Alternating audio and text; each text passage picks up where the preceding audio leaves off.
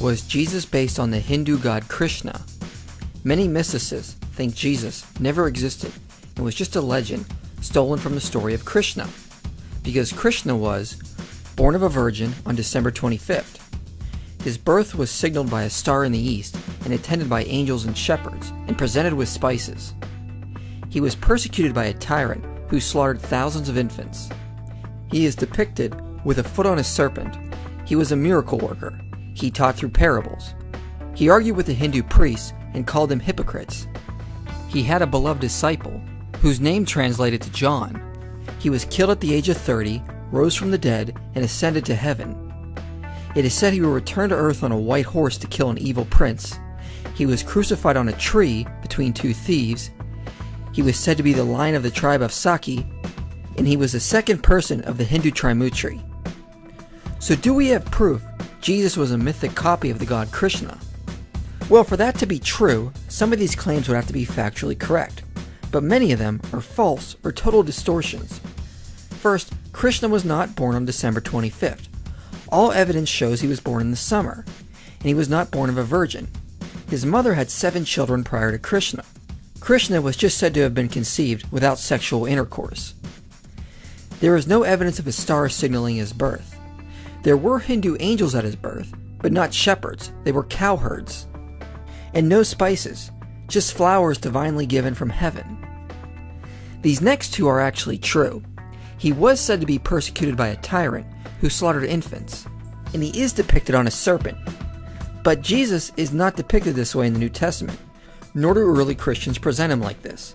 This came about later from Christians, but it doesn't even parallel to Krishna, who was actually dancing on the head of a serpent with 1,000 heads in order to defeat it. Nothing like this ever happens in the Bible.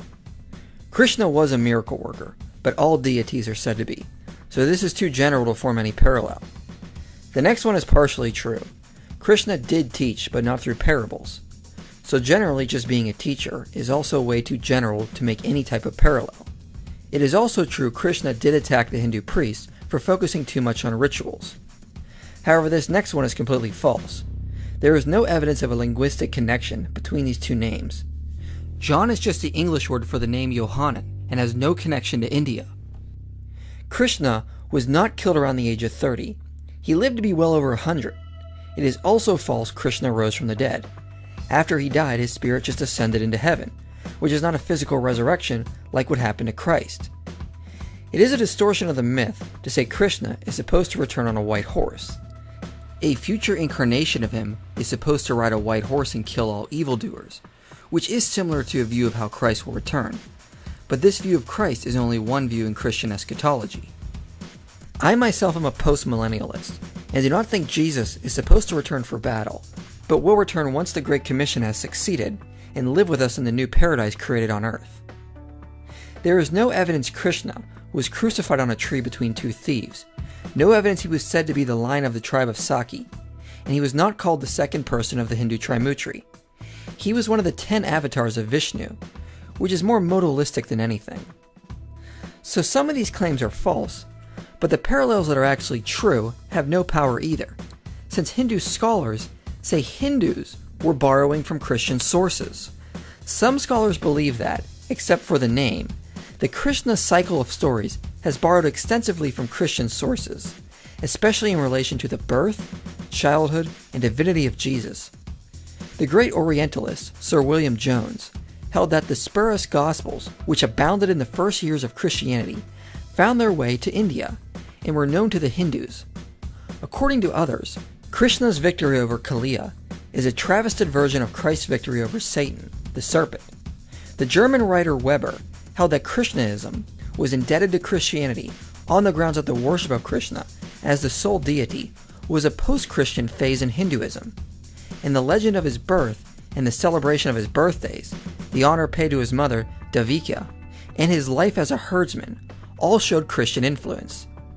Summing up all the data, Hopkins says, considering how late are these Krishna legends in India, there can be no doubt that the Hindus borrowed the tales, but not in name. Dr. Edwin Bryant says these stories of Krishna that are similar to Christianity can only be dated as early as between the 4th and 6th century, with another scholar suggesting They may be as early as the 2nd century, which is still too late to say the Gospels were a copy of them. So in reality, there is some borrowing, but scholarship suggests it happened the other way around, which would make sense, since many of these stories about Krishna come from tales that postdate Jesus. So since that is the case, there is no evidence Jesus was just a myth based on Krishna.